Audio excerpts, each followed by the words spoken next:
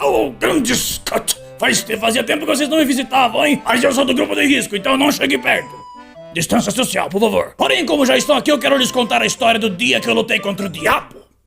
Essa história da condenação, ou da perdição, já reparou como é difícil traduzir?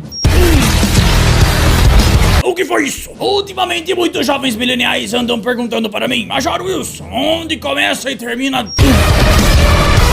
Então sentem-se aí e fiquem confortáveis, pois hoje irei lhes contar uma história tão épica que vai crescer pelo nas suas mãos. Se é que você quer isso, pelo nas mãos não parece algo muito agradável, não é mesmo?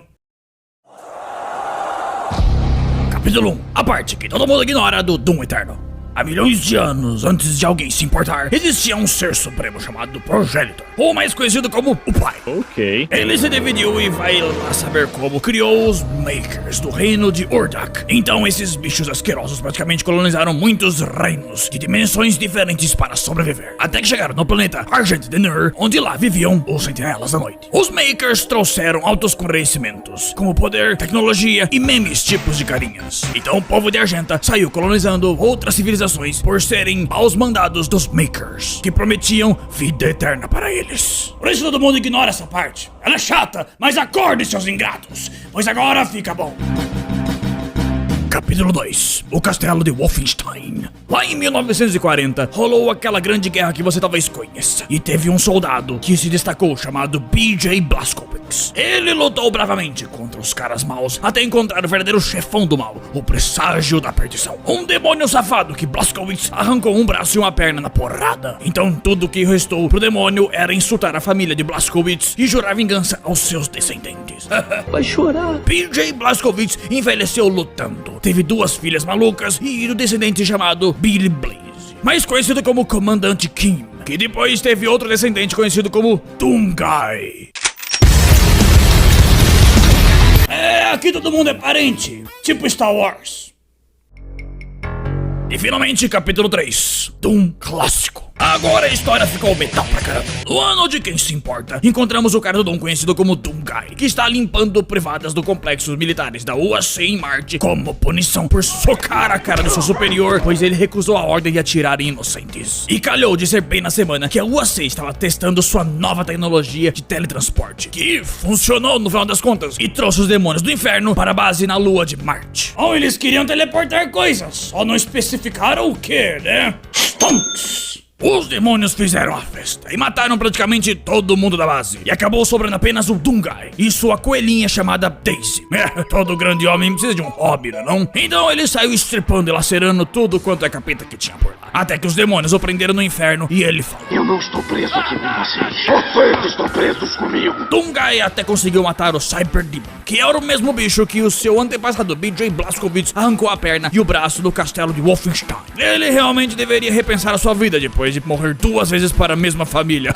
Depois de viajar pelo abismo e usar armas poderosas como a Big Fucking Gun, mais conhecida como BFG 9000, que atira bolas verdes que matam tudo em volta, fazendo ser fácil derrotar o mestre do mal, que parece aquele bicho das tartarugas ninja encapetado. Ele saiu do inferno e viu que os demônios mataram sua coelhinha Daisy. Agora a parada ficou pessoal. Podem matar todo mundo, menos os bichinhos de estimações. Capítulo 4. Doom 2. Inferno na Terra. E ficou pessoal mesmo, pois os demônios atacaram a cidade natal do Doomguy, apenas porque sim. Ele estava tão farto dos demônios que entrou no inferno voluntariamente para derrotar o ícone do pecado, um grande papel de parede de um bode que acha que é grande coisa, mas morre com alguns tiros no seu cérebro exposto. Adoro o cheiro de demônio chorão torrado pela manhã. Então fica a dica, crianças, não arrumem confusões quando seu cérebro estiver exposto. Depois de todo o ódio e trauma que o Doomguy sofreu, ele deveria se aposentar, mas assim como eu, ele não quis. Toma daqui nesse exato momento, cachorro maldito! Anos depois, ele se ofereceu a outra missão nas luas de Marte, para acabar com outra invasão demoníaca nas instalações da UAC. Então começou mais uma batalha. E dessa vez, ao invés de visitar os rios de sangue e lava do inferno, ele visitou os castelos góticos cheios de água e até bibliotecas escuras. Demônios gostam de ler, aparentemente. Tava evidente que ele não estava no mesmo ponto do inferno, mas ele não se importou. E usando uma nova arma infernal conhecida como a Unmaker, que despedaça qualquer ser que é feito por pura maldade. Por que os demônios têm uma arma que só pode matar demônios? Eu também não sei. Com isso ele conseguiu matar a mãe dos demônios. E o Doomguy é tão brabo que ao invés dele voltar pra terra e curtir as suas férias, ele preferiu ficar no inferno para evitar que os demônios se levantem novamente. Esse definitivamente é o cara mais badass que já existiu. Tua mãe pode estar super pistola, pois eu estou falando as palavras demônio e inferno nesse vídeo. Mas pode ter certeza, ela assiste a série Lucifer quando ninguém está olhando. Nós aqui estamos matando demônios, não desejando seus corpos nus.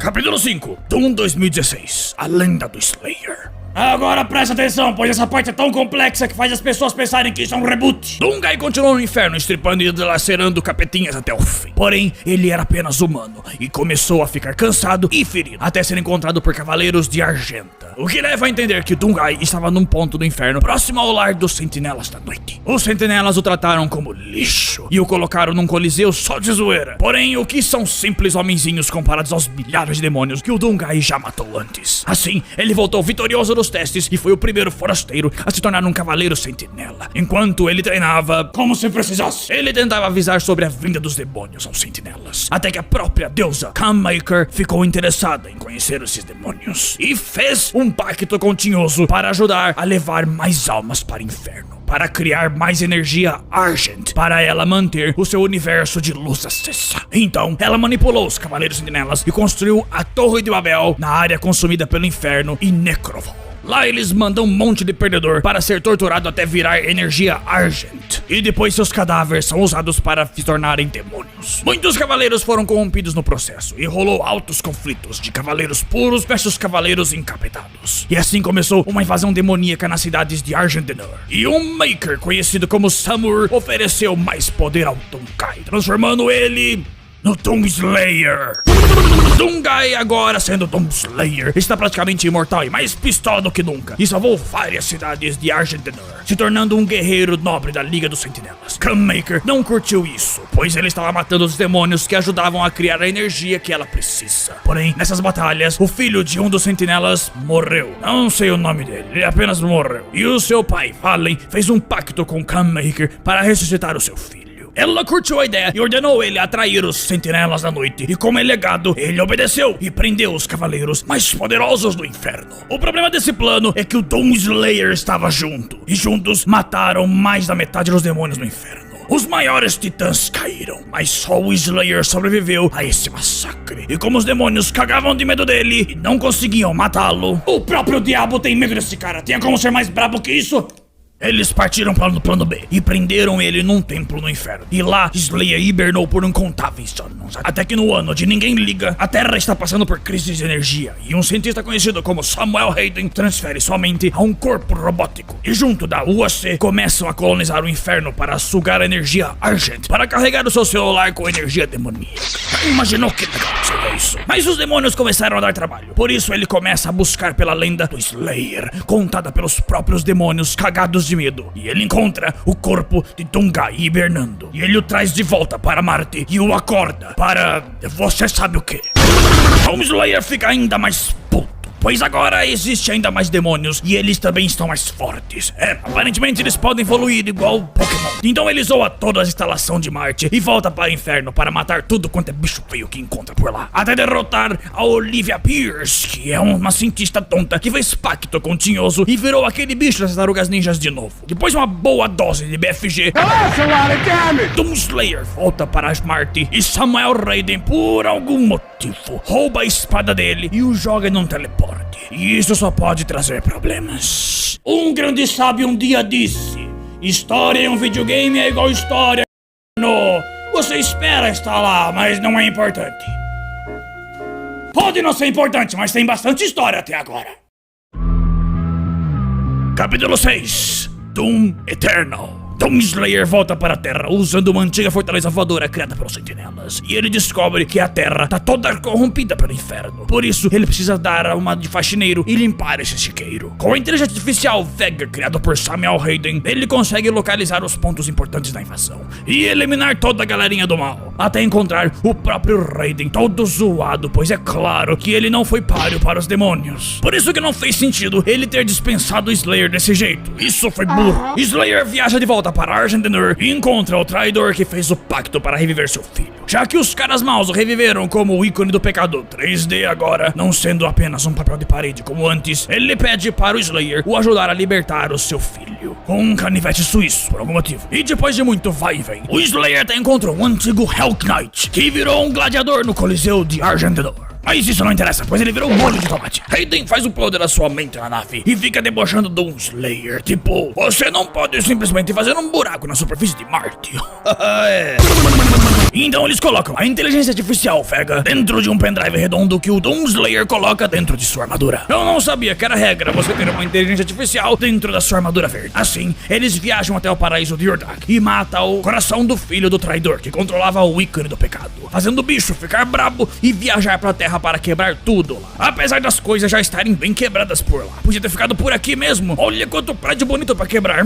Enquanto o Slayer procura um jeito para ir para a terra, aquelas típicas portas automáticas que falam bem-vindo revelam que a mente de Samuel Raiden é a mesma mente de Seraphim, que é um bicho que deu poder para o Dungai no passado. Oh, que twist! Isso gerou tantas perguntas. A porta sentiu Samuel na nave ou o Seraphim deu sangue dele na máquina que dá poderes? Mas é zoado, pois como que ele era um bicho, depois virou um cara e depois virou um robô? Não dá pra saber quem é quem por aqui ainda. Apesar que é meio óbvio, já que um chama Samuel e outro chama Samur. Outra bagunça que acontece é que o Slayer precisa inserir a inteligência artificial Vega, que tá num pendrive redondo no computador de Urdak. E grande Scott, ele buga pra caramba e descobre que ele é o pai, o deus dos Makers. Porém ele buga mais ainda e morre sem falar mais nada sobre isso. Muito obrigado, morreu o assunto e o Doom Slayer vai para a terra chutar a bunda grande do bichão, pois quanto mais tempo o ícone do pecado fica na terra, mais forte ele se torna. Mas não interessa, pois o Slayer tá full armado, com uma nova arma, o Maker, criada por Urdak dessa vez. Igual aquela que ele usou na outra aventura, quem lembra? E debulha o bichão todo, dando o golpe final com seu sabre de luz trevoso e sai andando pro nada vitorioso, sabendo que matou todos os demônios no inferno.